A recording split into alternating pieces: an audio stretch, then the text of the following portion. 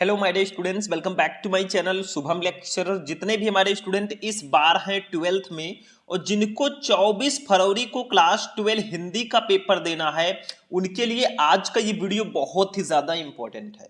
क्योंकि आज के इस वीडियो में मैं आपका क्लास 12 हिंदी के पेपर में 50 नंबर कंप्लीट कराने वाला हूं। ये क्लास 12 हिंदी का एक मैराथन क्लास होगा। लगभग 1 घंटे की आज की ये क्लास होगी और अब हम टारगेट करके चल रहे हैं 24 फरवरी हिंदी के पेपर को। तो अगर आप भी 24 फरवरी को हिंदी का पेपर देने जा रहे हैं और आपका भी टारगेट है इस बार भैया हिंदी में 100 में 95 प्लस लेकर आए, तो इस वीडियो को लास्ट तक जरूर देखना। क्योंकि 24 फरवरी वाले स्टूडेंट्स के लिए स्पेशली ये वीडियो बनाया जा रहा है। 50 मार्क्स में आपका कंप्लीट कराऊंगा। 24 फरवरी को हिंदी का पेपर देने जाने से पहले इसको देख लेना। देखो, इस वीडियो में हम टोटल 14 टॉपिक को एक ही वीडियो में कवर करेंगे और जो हमारा हिंदी का खंड खा होता है ना, पूरे खंड खा को सिर्फ और सिर्फ एक वीडियो में आज हम पढ़ने वाले हैं। और इस वीडियो में ऐसे ऐसे क्वेश्चन मैंने लिए हैं जो भैया रिपीटेड हैं आपके बोर्ड एग्जाम के लिए। तो देखो कौन कौन से टॉपिक पढ़ेंगे। वीडियो को आप लोग लाइक करना, चैनल को सब्सक्राइब कर लेना। एक एक टॉपिक को हम स्टेप बाय स्टेप पढ़ेंगे। सबसे पहले हम संस्कृत गद्यांश को पढ़ेंगे भैया, पूरे 7 नंबर का आता है।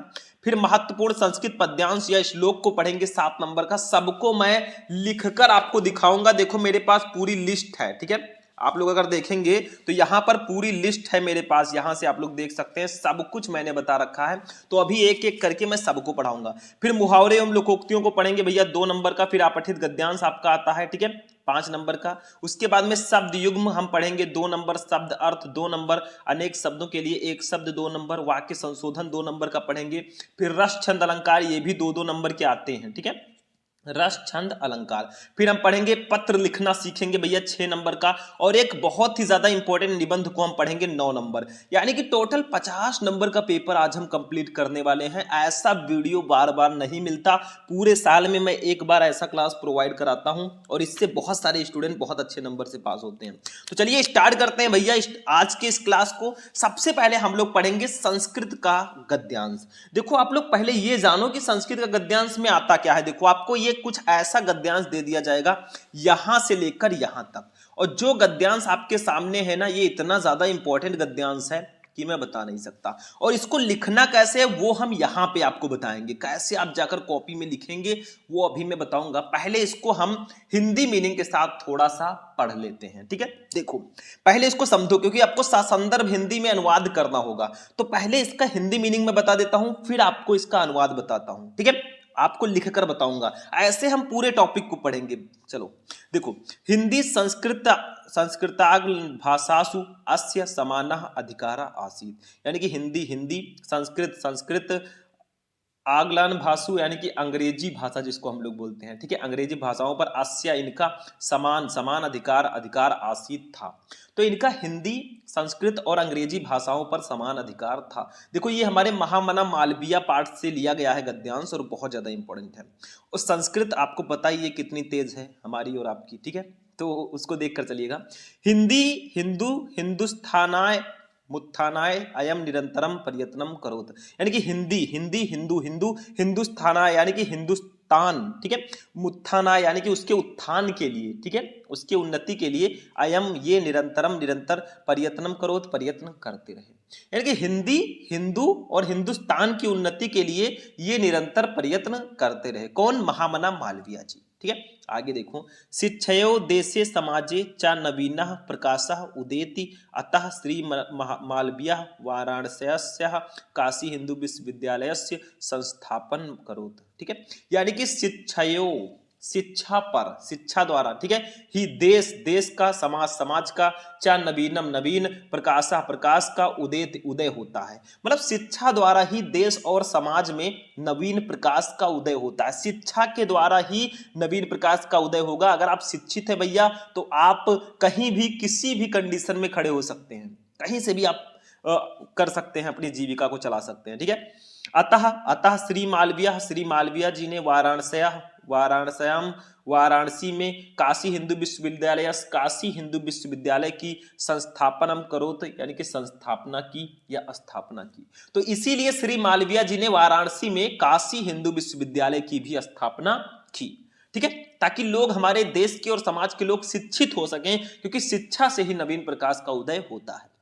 आगे देखो, अस्य निर्माणाय, इसके निर्माण के लिए, अयम, इन्होंने, ठीक है, जनान, लोगों से, धनम अयाचत, यानी कि धन मांगा, जनाश्च महात्यस्मिन, और लोगों ने भी इस महान ज्ञान यज्ञ में प्रभुतम, धनस्मय, यानी कि प्रचुर मात्रा में धन प्रायच्छन दिया। ठीक है, तो क्या किया, इसके निर्माण के लिए इन्होंने लोगों से धन मांगा, और लोगों ने इस महान ज्ञान यज्ञ में इन्हें प्रचुर धन भी दिया। लोगों से मांगा और इस ज्ञान यज्ञ के लिए, इस बड़े कार्य के लिए, शिक्षा के लिए लोगों ने धन भी दिया।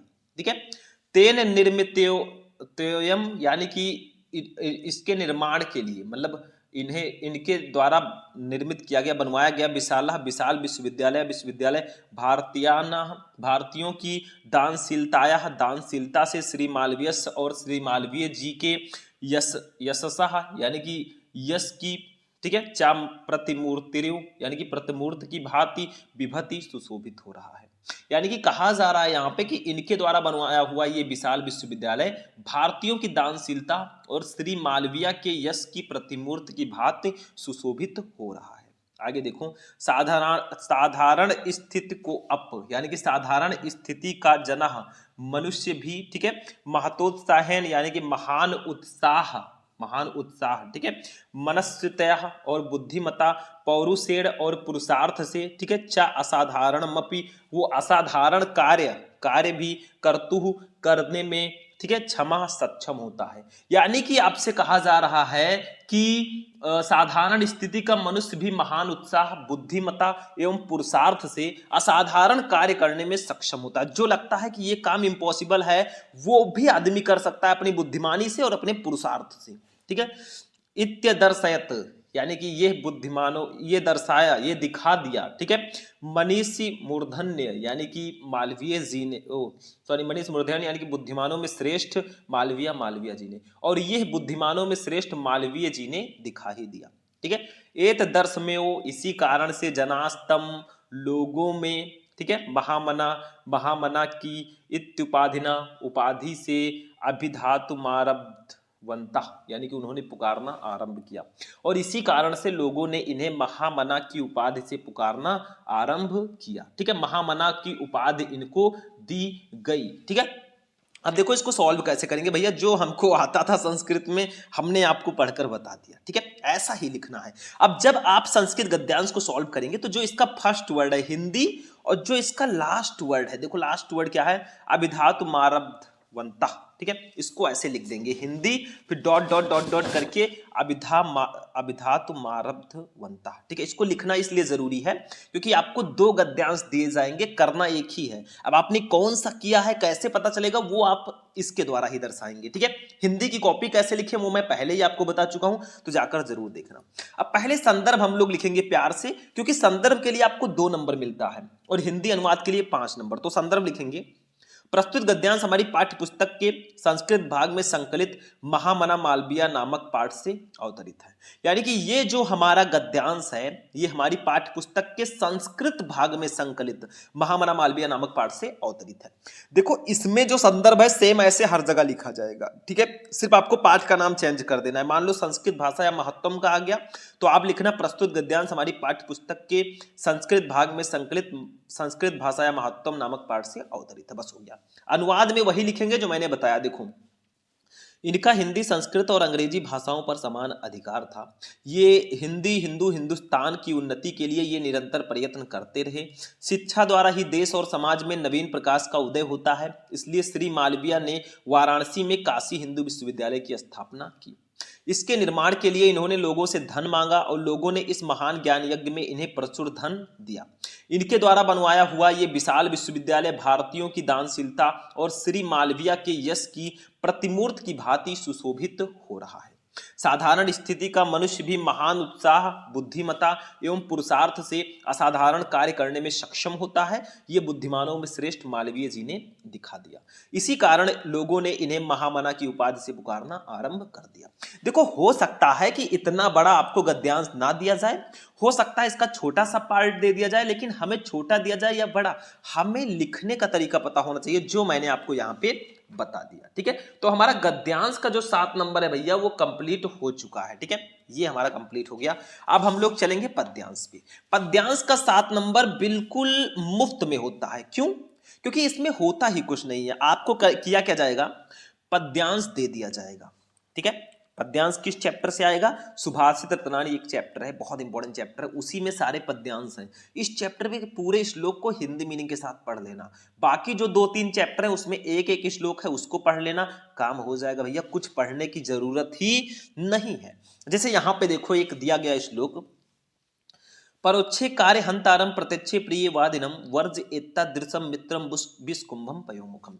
ये छोटा सा होता है, अगर आप इसका संदर्भ लिखकर अनुवाद लिख देना भैया, छोटा सा है, तो आपको 7 नंबर चुटकियों में मिलेगा। देखो अब इसको जब सॉल्व करेंगे तो देखो पहले इसका समझ लेते हैं। परोक्षे कार्य हंतारम यानी कि परोक्षे पीछे, कार्य हंतारम काम बिगाड़ने वाला हो, प्रत्यक्षे और सामने, प्रिय वादिनम मीठा बोलने वाला हो।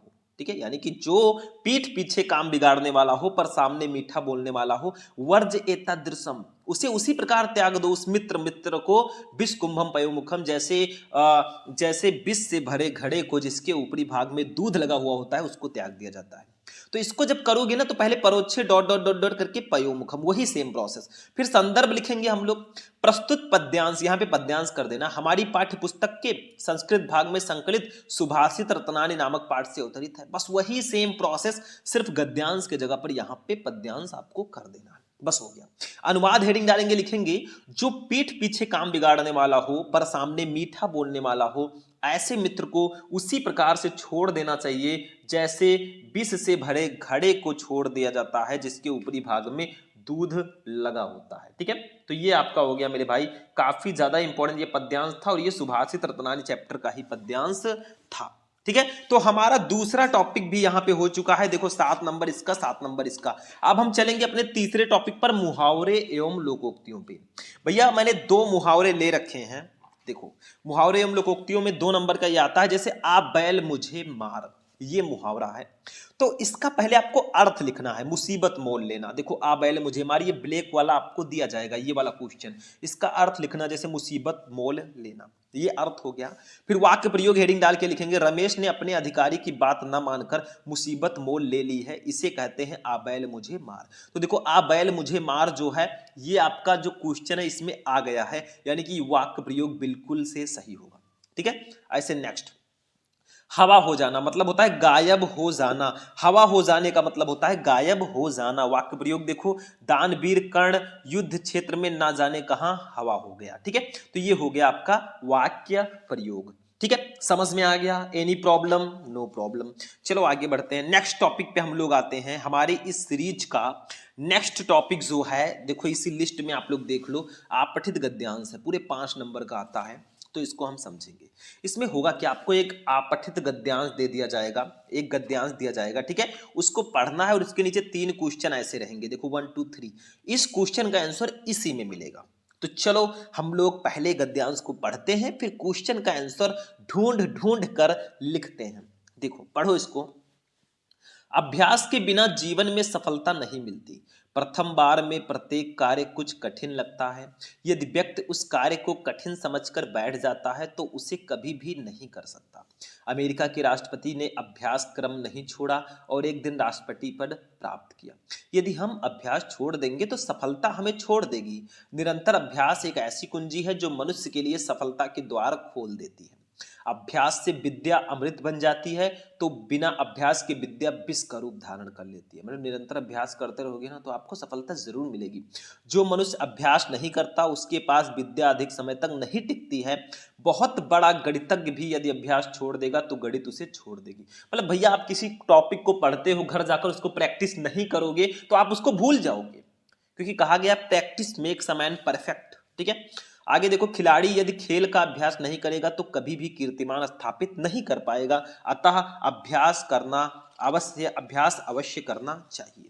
ठीक है, अब क्वेश्चन देखो, 3 क्वेश्चन इसके नीचे, कठिन कार्य कैसे सरल हो जाता है। तो देखो निरंतर अभ्यास से कठिन कार्य सरल हो जाता है, कहीं लिखा होगा। ठीक है, निरंतर अभ्यास से कठिन कार्य सरल हो जाता है। ठीक है। वैसे ही आपको पता है कि निरंतर अभ्यास से ही, ये देखो, प्रथम बार में प्रत्येक कार्य कुछ कठिन लगता है, यदि व्यक्ति उस कार्य को कठिन समझकर बैठ जाता तो उसे कभी भी वो नहीं कर सकता। ठीक है, जैसे लिख दो आप ऐसे, देखो जब इसको सॉल्व करो तो इसका जो फर्स्ट वर्ड है, जैसे गद्यांश में आपने किया था, देखो इसका जो फर्स्ट वर्ड है अभ्यास डॉट डॉट करके लास्ट वर्ड जो है करना चाहिए। ठीक है, ऐसे आपको लिख देना है। देखो ये अभ्यास डॉट डॉट करके करना चाहिए। फर्स्ट क्वेश्चन है कठिन कार्य कैसे सरल हो जाता है, तो भैया निरंतर अभ्यास से, फर्स्ट आंसर होगा निरंतर अभ्यास से कठिन से कठिन कार्य सरल हो जाता है। एक नंबर कंप्लीट।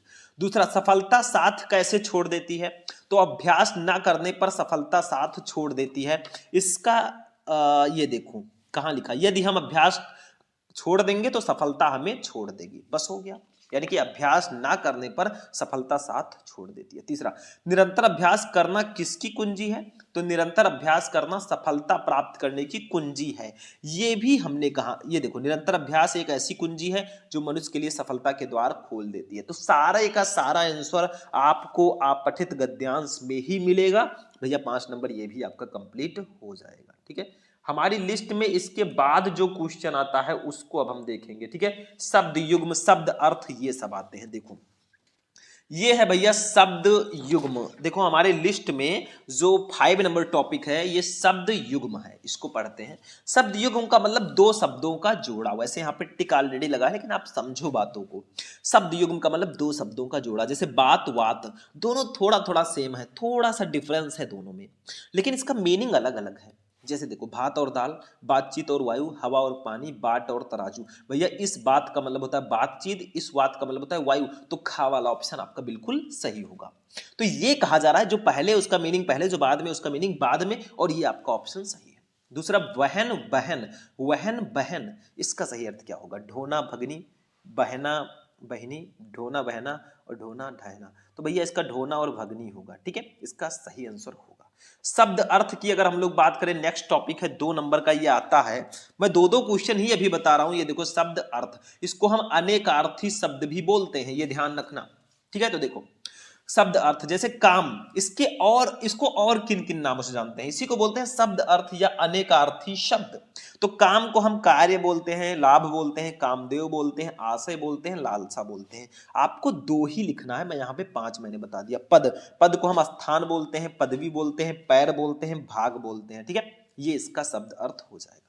अनेक शब्दों के लिए एक शब्द की बात करें भैया, तो ये टॉपिक भी काफी ज्यादा इंपॉर्टेंट है और हमारे इस लिस्ट में ये 7वें नंबर पर टॉपिक है, अनेक शब्दों के लिए एक शब्द। ठीक है, देखो जिसे ज्ञान कम हो उसे क्या बोलेंगे, अल्पज्ञ, गे, अनजान, अक्षम। भैया उसको अल्पज्ञ बोलते हैं, सीधा सीधा जान जाओ। ठीक है, अब समय नहीं है, कुछ बड़ा करना है तो बड़ा सोचना पड़ेगा। ठीक है, आगे देखो क्या है, पीने की इच्छा रखने वाले को हम क्या बोलेंगे, प्यासा, तृषित, पिपासा या पिपासु। घा वाला आपका ऑप्शन सही होगा। वाक्य संशोधन की अगर हम लोग बात करें तो वाक्य में कहीं गलती होती है तो उसको सही करके लिखना होता है। ये आपका 8वां टॉपिक है। देखो अभी बहुत सारी चीजें हमें पढ़नी है। अभी वाक्य संशोधन, रस, छंद, अलंकार, पत्र लेखन, निबंध, सबको एडजस्ट करना है। तो थोड़ा फास्ट हम चल रहे हैं, आप लोग समझ तो रहे हैं ना, हिंदी है समझ में आ जाएगा। ठीक है, देखो वाक्य संशोधन में आपको वाक्य में गलतियां होती हैं उसको सही करके लिखना होता है। जैसे देखो मैं लड़के को पढ़ाया हूं, तो ये गलत है, मैंने लड़के को पढ़ाया है, ये सही है। दूसरा, मैं कलम के साथ लिखता हूं, ये गलत है, मैं कलम से लिखता हूं, ये आपका बिल्कुल बिल्कुल सही होगा। ठीक है, चलो इसको भी मैं हटाता हूं मेरे भाई। ये लो हमारा नेक्स्ट टॉपिक जो होगा ये है भैया रस, और रस में मैंने करुण रस को लिया है। मैंने बताया था रस, छंद, अलंकार 2-2 नंबर का आएगा। देखो ये रस, छंद, अलंकार तीनों को मैंने एक ही वीडियो में पढ़ा रखा है, 6 नंबर मैंने एक ही वीडियो में कंप्लीट कराया है। आप लोग जाकर YouTube पे सर्च करोगे रस, छंद, अलंकार शुभम लेक्चरर, आपको वो वाला वीडियो मिल जाएगा, जाकर जरूर देखना। पूरा एक ही वीडियो में मैंने कवर किया। यहां पे मैं एक एक बताऊंगा। देखो रस में मैंने लिया है करुण रस। आपको परिभाषा के साथ उदाहरण लिखना होता है, तो परिभाषा कैसे लिखेंगे, देखो करुण रस का स्थायी भाव शोक है। जब शोक नामक स्थायी भाव विभाव, अनुभव और संचारी भाव से संयोग करता है तब करुण रस की निष्पत्ति होती है। मैंने आपको ट्रिक में बताया था कि आप अस्थाई भाव को याद रखिएगा। अस्थाई भाव अगर आपको पता है तो आप बहुत आसानी से परिभाषा निकाल लेंगे। देखो करुण रस का अस्थाई भाव शोक है, जब शोक नामक अस्थायी भाव विभाव अनुभाव और संचारी भाव से संयोग करता है तब करुण रस की निष्पत्ति होती है। अब अगर हास्य रस का पूछा जाए तो लिख दो हास्य रस का अस्थायी भाव हास है।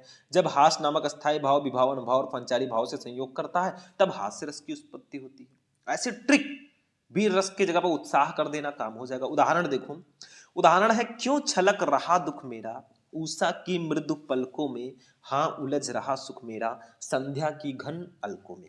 ऐसे आपको एग्जाम्पल लिख देना है, परिभाषा और उदाहरण भैया 2 नंबर आपका कंप्लीट हो जाएगा। ठीक है, चलो करुण रस समझ गए। बाकी रस अगर आपको पढ़ना है भैया तो आप रस छंद अलंकार वाला क्लास हमारा देख लीजिए, उसमें सारे के सारे एक ही वीडियो में कवर कराए गए हैं। अलंकार पे चलते हैं, तो अलंकार हमारा जो है भैया हमारे लिस्ट का ये 11 नंबर टॉपिक है अलंकार। ठीक है, इसमें हमने यमक अलंकार को लिया है, इसमें भी परिभाषा और उदाहरण आपको लिखना होता है। देखो यमक अलंकार ध्यान से समझो। यमक का अर्थ है युग्म अथवा जोड़ा, मतलब पेयर, जोड़ा। ठीक है, तो वो अलंकार जिसमें कोई शब्द एक से अधिक बार आए परंतु उसके अर्थ भिन्न भिन्न हो, यमक अलंकार कहलाता है। मतलब ऐसा अलंकार जिसमें कोई शब्द एक से ज्यादा बार आता है और उसके अर्थ भी अलग अलग होते हैं, तो वहां पे यमक अलंकार होता है। ये ध्यान रखना, मतलब एक ही शब्द एक से ज्यादा बार आएगा और उसके अर्थ अलग अलग होंगे। जैसे देखो उदाहरण, काली घटा का घमंड घटा नभ मंडल तारक वृंद खिले। अब यहां पे देखो घटा शब्द 2 बार आया है, एक ये और एक ये, लेकिन दोनों का अर्थ अलग अलग है। इस घटा का मतलब है बादल और इस घटा का मतलब है घट गया या कम हो गया। तो काली घटा का घमंड घटा नभ मंडल तारक वृंद खिले। इसमें स्पष्टीकरण लिख देना ज्यादा अच्छा रहेगा कि आखिर क्यों यहां पे यमक अलंकार है। देखो इस उदाहरण में घटा शब्द 2 बार आया है और दोनों स्थानों पर इसका अर्थ भिन्न भिन्न है। जैसे फर्स्ट वाला घटा जो है उसका अर्थ बादल होता है, काले बादल का घमंड घटा नभमंडल तारक वृंद खिले। दूसरे घटा का मतलब होता है घट गया या कम हो गया। तो यही होता है यमक अलंकार, कि वो अलंकार जिसमें कोई शब्द एक से अधिक बार आए परंतु उसके अर्थ भिन्न भिन्न हो, वहां पे यमक अलंकार होता है। That's a simple definition. ठीक है, तो ऐसे आप लोग इसको समझिए। चलो इसको भी मैं हटाता हूं मेरे भाई। अब चलते हैं छंद पे, रस छंद अलंकार।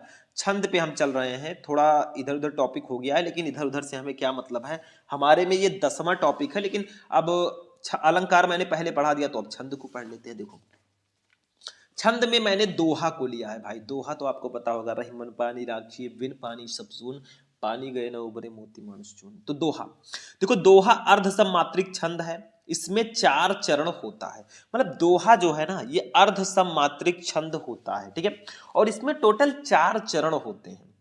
इसके पहले और तीसरे चरण में 13-13 मात्राएं और दूसरे तथा चौथे चरण में 11-11 मात्राएं होती हैं। और इसमें होगा क्या कि पहले और तीसरे चरण में 13-13 मात्रा होगी और दूसरे और चौथे चरण में 11-11 मात्राएं होंगी। यही मेरे भाई दोहा है। उदाहरण देखो, मेरी भवबाधा हरो राधा नागरी सोई, जा तन की झाई परे श्याम हरित दुति होई। ठीक है, अब इसमें मात्राओं को गिनना सीखो। देखो ये जो यश टाइप का बना है ना, ये 2 मात्रा है। तो देखो में मां पर ए का मात्रा है 2, 2 4, 1 5, 1 6, 2 8, 2 10, 1 11, 2 13। देखो पहले चरण में 13 मात्रा, मैंने बताया पहले और तीसरे में 13-13, दूसरे और चौथे में 11-11। तो इसमें ये पहला, ये दूसरा, ये तीसरा, ये चौथा चरण है। तो पहले और तीसरे में 13-13 मात्रा होगी और दूसरे और चौथे में 11-11 मात्रा होगी। तो ये हमारा दोहा होगा। तो देखो 2, 2 4, 1 5, 1 6, 2 8, 2 10, 1 11, 2 13, ये आपका पहला चरण हो गया। तीसरे में देख लेते हैं, इसमें भी 13 होना चाहिए। 2 1 3 1 4, 2 6, 2 8, 2 10, 11, 2 13, ये आपका 13-13 हो गया। इसमें देखो जो आ का मात्रा है, ए का मात्रा है, ई का मात्रा है, ये सब 2 गिना जाएगा। जो अकेले हैं सिंगल है भैया, वो सिंगल है, महासिंगल। ठीक है, अब राधा नागिर सो ये दूसरा है, ये चौथा है। इसमें 11-11 होना चाहिए। तो देखो 2 2 4, 2 6, 1 7, 1 8, 2 10, 11। और इसमें 2 1 3, 1 4, 1 5, 1 6, 1 7, 1 8, 2 10, 11। तो इसमें 11-11 मात्राएं हैं, यानी कि पहले और तीसरे में 13-13 हमारी हो गई, दूसरे और चौथे में हमारी 11-11 मात्रा होगी। तो यही होगा मेरे भाई दोहा। ठीक है, ये समझ में आ गया? आप सभी को समझ में आ गया? आना भी चाहिए। इसको मैं हटाता हूं। अब हम चलेंगे अपने नेक्स्ट टॉपिक पे।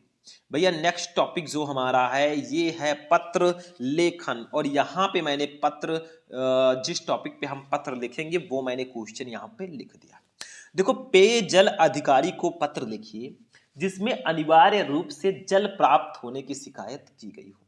यानी कि पानी की प्रॉब्लम को लेकर आपको पत्र लिखना है कि आपके यहाँ निरंतर रेगुलर पानी नहीं आता, या फिर पेयजल अधिकारी को एक पत्र लिखना है जिसमें अनिवार्य रूप से जल प्राप्त होने की शिकायत की गई हो, जल से रिलेटेड प्रॉब्लम को बताया गया हो। ठीक है, तो जब भी हम पत्र लिखेंगे तो पहले क्या लिखेंगे, देखो हम लिखेंगे, ध्यान से समझना, मैंने पूरा पत्र लिखा है। देखो, सेवा में श्रीमान निदेशक, किसको आप लिख रहे हैं, हम गोंडा जल बोर्ड गोंडा वालों को लिख रहे हैं। देखो मैं गोंडा यहाँ पे एड्रेस डाल दिया हूँ, आप जहां से हैं वो भी डाल सकते हैं, कोई दिक्कत नहीं है क्योंकि ये हमारा एड्रेस है। तो सेवा में श्रीमान निदेशक गोंडा जल बोर्ड गोंडा, मतलब हम सेवा में किसको लिख रहे हैं, श्रीमान निदेशक जी को लिख रहे हैं। किसके निदेशक को, जल बोर्ड वाले निदेशक को लिख रहे हैं। फिर आपको विषय लिखना है, भाई आपका किस विषय पर आप पत्र लिख रहे हैं, क्यों पत्र लिख रहे हैं। तो विषय है पेयजल अधिकारी को जलापूर्ति हेतु प्रार्थना पत्र, मतलब पेयजल अधिकारी को जल आपूर्ति के लिए हम प्रार्थना पत्र लिख रहे हैं। ठीक है, फिर आप लोग लिखेंगे महोदय, और अपनी जितना प्रॉब्लम है, देखो यहां तक मैंने प्रॉब्लम सारी बता दी है। ठीक है, तो हम लिखेंगे कैसे, देखो ध्यान से समझो। मैं आपका ध्यान वजीरगंज गोंडा में पेयजल की अनियमित जल आपूर्ति की ओर आकर्षित करना चाहता हूं। एड्रेस आप कुछ भी लिख सकते हैं, कोई दिक्कत नहीं है। इस क्षेत्र में प्रातः केवल 35 मिनट ही नलों में पानी आता है, पानी का दबाव बहुत कम होता है, मोटर का प्रयोग करने पर भी ऊपर की मंजिलों में पानी चढ़ नहीं पाता। सायंकाल भी पेयजल की आपूर्ति अनियमित है, कई बार शाम को 2-2 दिन पानी की आपूर्ति नहीं होती। पानी की इस अनियमित आपूर्ति से क्षेत्र के नागरिकों में रोष है, मतलब क्षेत्र के नागरिक जो है रूठे हुए हैं। इससे पूर्व भी अनेक बार स्थानीय अधिकारियों को मैं इस समस्या से अवगत करा चुका हूं, परंतु स्थिति में कोई सुधार नहीं हुआ है। मतलब आपकी जो भी प्रॉब्लम है, जो भी दुखड़ा है, उसको सुना दो मेरे भाई, बेझिझक सुनाओ, क्योंकि लिखना पड़ेगा। ठीक है, फिर आप थोड़ा सा उनसे रिक्वेस्ट करो, भैया आप लेटर लिख रहे हैं, थोड़ा रिक्वेस्ट करना बनता है। तो अतः आपसे प्रार्थना है, आपसे अनुरोध है कि इस क्षेत्र में पेयजल की समुचित व्यवस्था कराने हेतु उचित कदम उठाने की कृपा करें। मैं और मेरा पूरा क्षेत्र सदैव आपके आभारी रहेंगे, धन्यवाद। दिनांक 22/2/2000 लिखा है, आपको 24/2/2000 लिखना है, पूरा दिनांक मत डालिएगा, 2025 मत लिखिएगा, 24/2/20। ठीक है, भवदीय काखा गांव वजीरगंज गोंडा, नाम भी आपको नहीं लिखना है। तो पानी की प्रॉब्लम को लेकर आप पत्र लिख रहे थे, तो आपने सेवा में जिसको आप पत्र लिख रहे हैं वो लिखा, कहाँ लिख रहे हैं वो लिखा, फिर आपने विषय लिखा, फिर महोदय लिखकर अपनी सारी दुख कथा आपने सुना दी कि ऐसा है, पानी की प्रॉब्लम है, ये है वो है, नहीं आता पानी, 2-2 दिन तक पानी नहीं आता। भाई पानी नहीं आएगा तो कैसे काम चलेगा, जल ही जीवन है। ठीक है, तो ये आपने पूरा अपना दुख कथा सुना दी।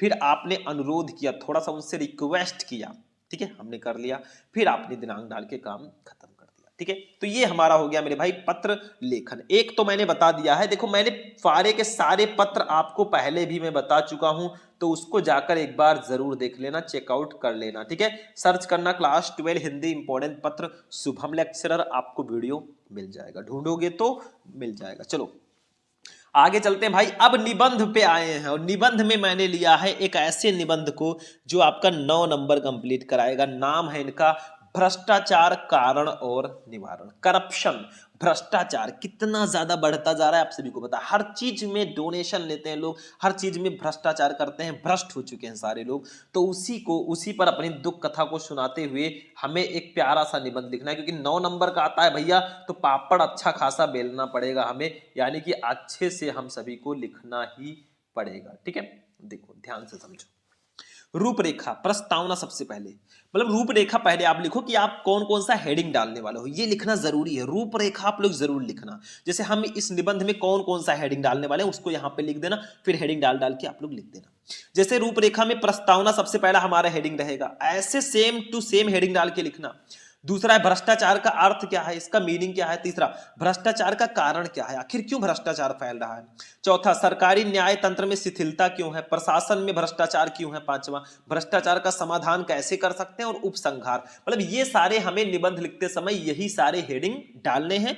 1 करके प्रस्तावना, जैसे यहां पे मैंने लिख दिया फर्स्ट वाला प्रस्तावना। आखिर है क्या भ्रष्टाचार, देखो भ्रष्टाचार देश की संपत्ति का आपराधिक दुरुपयोग है। भ्रष्टाचार का अर्थ है भ्रष्ट आचरण, अर्थात नैतिकता और कानून के विरुद्ध आचरण।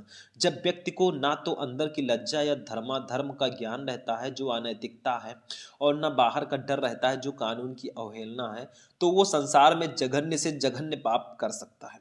अपने देश, जाति व समाज को बड़ी से बड़ी हानि पहुंचा सकता है और मानवता को भी कलंकित कर सकता है। दुर्भाग्य से आज भारत इस भ्रष्टाचार रूपी सहस्त्रों मुख वाले दानों के जबड़े में फंसकर तेजी से विनाश की ओर बढ़ रहा है। मतलब हमारे भारत में भ्रष्टाचार फैल रहा है, वो आपको प्रस्तावना में लिखना है। First heading. Second one heading जो हमारा होगा इसके अकॉर्डिंग, भ्रष्टाचार का अर्थ क्या है मेरे भाई। दूसरा हेडिंग रहेगा भ्रष्टाचार का मीनिंग क्या है। देखो, आपको निबंध में हेडिंग बहुत अच्छे से डालना है, क्योंकि निबंध में हेडिंग ही सबसे ज्यादा इंपॉर्टेंट होता है। जितना अच्छा हेडिंग रहेगा उतने ज्यादा नंबर मिलने के आपके चांसेस बढ़ेंगे। देखो, भ्रष्टाचार का अर्थ। भ्रष्टाचार शब्द भ्रष्ट एवं आचार दो शब्दों से मिलकर बना है। आचार नहीं, आचार, ठीक है। भ्रष्ट का अर्थ है बिगड़ा हुआ तथा आचार का अर्थ है आचरण या व्यवहार। इस प्रकार भ्रष्टाचार का अर्थ हुआ भ्रष्ट आचरण या बिगड़ा हुआ व्यवहार। समाज में विभिन्न स्तरों और क्षेत्रों में कार्यरत व्यक्तियों से जिस निष्ठा एवं ईमानदारी की अपेक्षा की जाती है उसका ना होना ही भ्रष्टाचार है। मतलब ईमानदारी का ना होना अधिकारियों में, वही भ्रष्टाचार है। मोटे तौर पर घूस लेना, पक्षपात करना, सार्वजनिक धन एवं संपत्ति का दुरुपयोग करना तथा स्वेच्छानुसार किसी को भी नियम विरुद्ध लाभ या हानि पहुंचाना आदि, ये सब भ्रष्टाचार कहलाते हैं। तो ये भ्रष्टाचार के अर्थ हो गए। देखो, आपका हेडिंग चेक किया जाएगा, उसमें क्या लिखा है थोड़ा बहुत चेक किया जाएगा, नंबर मिल जाएगा। तो हेडिंग बहुत अच्छे से इसमें डालना, जितना हेडिंग डाल के जितना अच्छे से आप लिख सकते हैं लिखना, मतलब जिस टॉपिक पे है उसी से रिलेटेड आप लोग लिख देना। तीसरा तीसरा हमारा हेडिंग है रूपरेखा में, भ्रष्टाचार का कारण क्या है आखिर। तो इसके कई कारण हैं, मैं पांच कारण बता देता हूं। देखो देखो भ्रष्टाचार के कारण, मतलब कई कारण नहीं है, मैं बता रहा हूं। भ्रष्टाचार की समस्या से छोटे बड़े सरकारी तथा गैर सरकारी सभी व्यक्ति पीड़ित हैं। इसलिए सरकारी, संस्थागत एवं व्यक्तिगत स्तर पर इसके कारणों को जानने का प्रयास किया जाना चाहिए। आखिर क्यों भ्रष्टाचार फैल रहा है। प्रायः देखा गया है कि राष्ट्रीय आपदा एवं संघर्ष के अवसर पर हमारे जीवन में श्रेष्ठ मूल्यों जैसे एकता, त्याग, बलिदान इत्यादि की भावनाएं विद्यमान रहती हैं। स्वतंत्रता संघर्ष के समय हमारे समाज में भी नैतिक स्तर ऊंचा था। सभी स्वार्थ एवं वर्ग भेद मिटाकर देश के लिए कुछ कर गुजरने को तत्पर थे। किंतु स्वतंत्रता के बाद देश के नैतिक और चारित्रिक स्तर में गिरावट आई। उपभोग के साधनों के लिए अधिक से अधिक धन की आवश्यकता होती है, इसलिए किसी भी प्रकार धन एकत्रित करना ही मनुष्य का उद्देश्य होता गया। मतलब आदमी सोचता है कि किसी भी प्रकार से हम धन एकत्रित कर लें, चाहे इलीगल तरीके से ही क्यों ना, मतलब आदमी हम बहुत बड़े बन जाएं, ऐसा लोग सोचते हैं। ये नहीं सोचते कि क्या लेकर आया बंदा तो क्या लेकर जाएगा। ठीक है, आगे देखो, सब यहीं का यहीं रह जाएगा। जब रतन टाटा सर हमारे नहीं रहे, इतनी बड़ी हस्ती थे, तो तेरी क्या औकात है भाई।